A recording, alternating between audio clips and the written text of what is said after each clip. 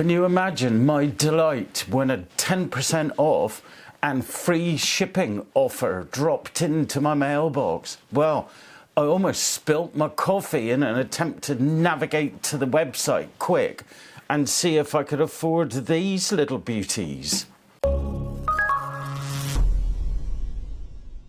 I think I'm pretty much the same as woodworkers the world over. Sometimes you wonder whether you do this for a love of making things and working with wood, or sometimes it could be for a love of tools.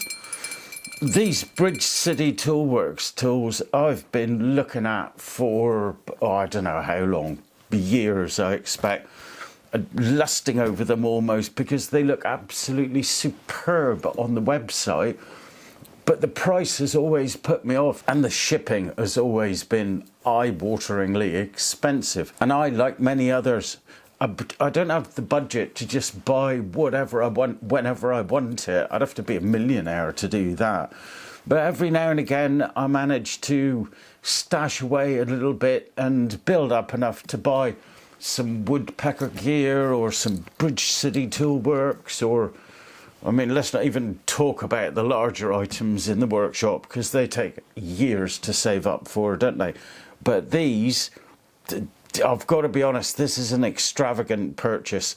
I cannot justify buying them. So for me, there are only two avenues to walk down. One, I need it. Two, I want it. If I need it, I've got to be able to justify it, because I can't do that job unless I have the tool, or this tool will make that job much, much better, or it will make my life that much easier.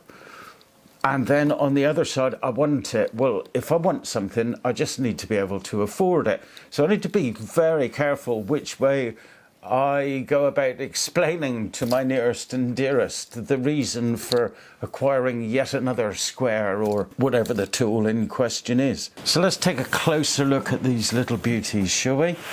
Let's move the combination squares to one side and have a look at the fixed squares, or the tri-squares. So I've got a 100mm square and a 200mm square.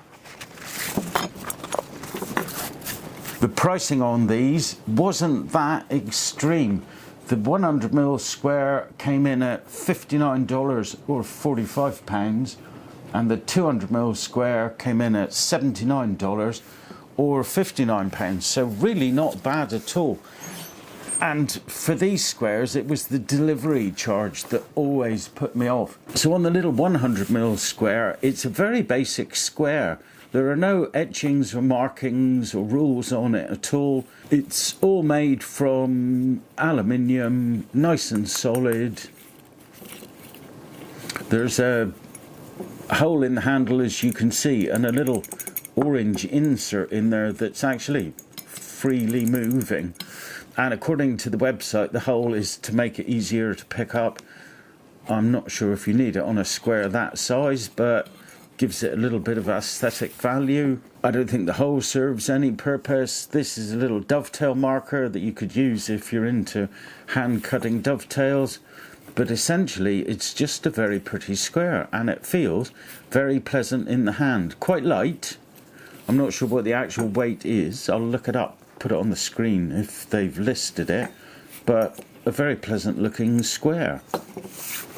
The 200mm is, as you'd expect, in the same range, just a larger version, but we do have ruled markings along the side, on both sides, on each edge, sorry, I should have said. I'm not sure of the benefit. I don't know about you, but I never think of picking up a square because I need a ruler. I look for a ruler. In fact, I always carry this chinois little pickup ruler. It's absolutely fantastic. So that isn't really a feature to me. I suppose there could be a benefit if I can't find my square, my ruler, sorry. Again, we've got a little dovetail marker, exactly the same, little insert, and a really nice square. A lighter square, and if I compare those to some Jessam's squares to some 𝒍𝒐𝒊𝒏𝒔 squares that I reviewed not that long ago. They're quite a bit lighter. I'm not sure whether that makes any difference or not. The only thing that the Bridge City Toolworks squares are missing are a little support that on the 𝒍𝒐𝒊 is retractable, that would support the heel of the square when you're placing it on a workpiece. But apart from that, a functional square, and a very pretty functional square as well. So let's test them for squareness, shall we? So I've got a bit of leftover waste MDF here. It's got a nice clean edge on it. And we'll have a marking knife out. So we'll take the little one first.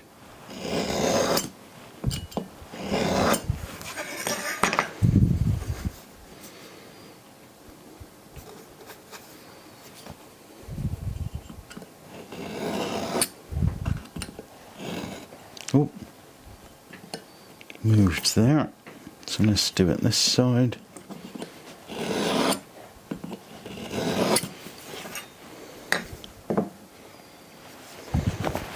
Well, it looks bang on to the eye.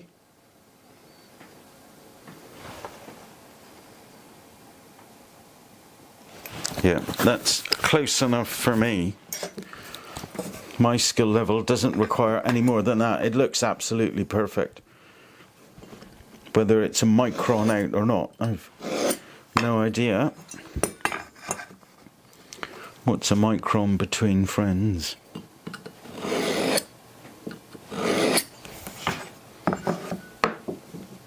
Yeah, and again.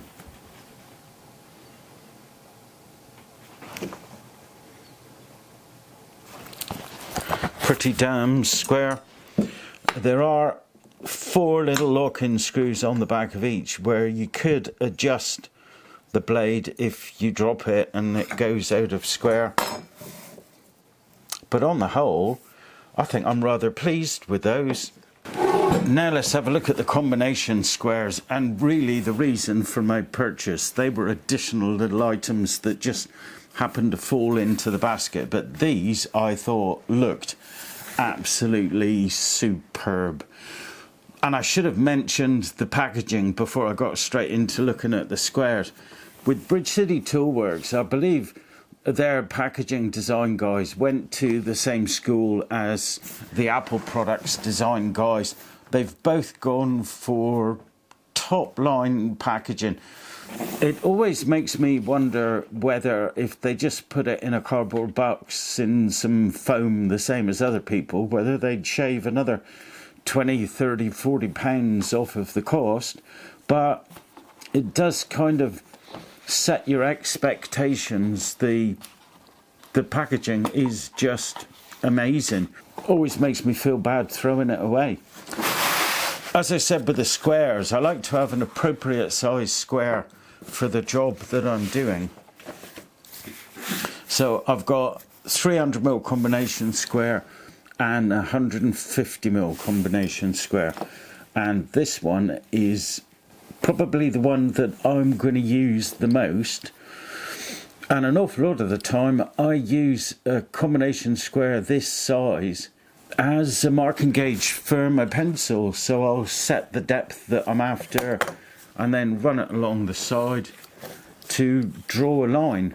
So it's really important to me that I can see the markings on the rule. I notice here between 10 and 20mm, not 0 and 20mm, but 10 and 20mm, there are half-mil markings on that side, yeah, on each side. And we've got an extra marking here at 32mm, so this is one of 64, so then 96, 128. The little wheel in the centre is a little on the small side. It's not too small to get hold of or too small to enable you to lock the blade in the position that you want, but it is a tiny little square. And this one is actually going to replace a very old square that I have, and that's this little beauty. Again, I was going to say 150mm blade, but this is an old Stanley in Imperial, which I tend to have a bizarre approach to Imperial and metric. If I'm working on smaller items, I go for metric. If I'm working on larger items, then I go for Imperial. Like a shed, for example, I'll deal in feet and inches, but smaller stuff, 20mm, 30mm, 150mm. I know it's a bit mixed up, isn't it? But this has been my go-to for absolutely years. It's a little plastic handle and a metal blade. And like I say, my biggest use for it is to draw a line along the side of a workpiece, or to use it as a depth gauge to make sure I've got a mortise deep enough for. So that's what this one's going to be coming out for an awful lot of the time. As I just mentioned, the markings are nice and clear, it's nice and easy to lock, it's a good weight in the hand, and it just feels really, really nice. Very pleased with that. The larger one, much easier to get to the wheel in the middle, much easier to read the markings on it. They're very, very clear. On the larger unit, we've got 0.5mm markings from 10 to 30 on all sides. It's a really good weight. It feels solid. And I notice on both of these, they actually say, designed in Portland, OR, is that Oregon? Made in China. And I noticed on the delivery notification when I actually got it, they said it had just left China. So they make no bones about that. Two beautiful bits of equipment. So let's check these for square. If they're not square out the box, I'll be absolutely amazed.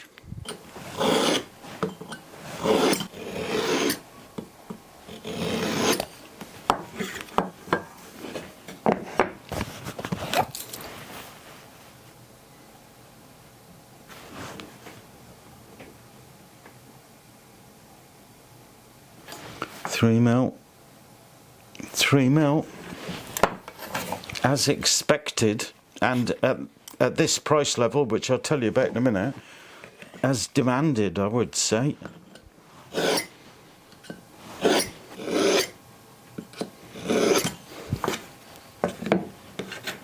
Yeah, again, 2 mil. 2 mil. Perfect. So pricing on these is a little bit more extreme than pricing on these. The 150mm combination square was $149 or £112. The 300mm was $169 or £127. And if you compare that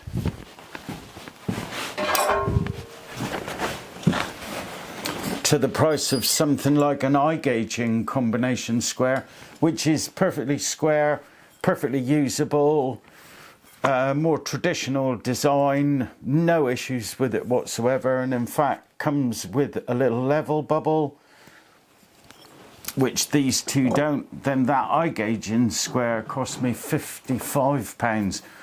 So it kind of gives you a perspective on the pricing of these. And as I said to begin with, they are a higher price product. I believe they've priced themselves into the market, or very close to the market, of some of the woodpecker tools, and they're definitely trying to, I believe, achieve the same marketplace with their packaging and presentation. So for me, these are almost a little present to myself, a reward for being the wonderful me that I am, or whatever rubbish I can think of on the day. But I'm really happy with them. Yes, they're a lot of money. No, I didn't need them, I just wanted them. But I'm quite happy to be that honest with myself and admit it. So beautiful tools that I now need to find a place for on the wall, so a redesign coming up at some point.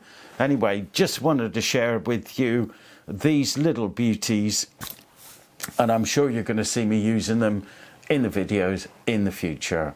Hope you enjoyed the video. Thanks so much for watching.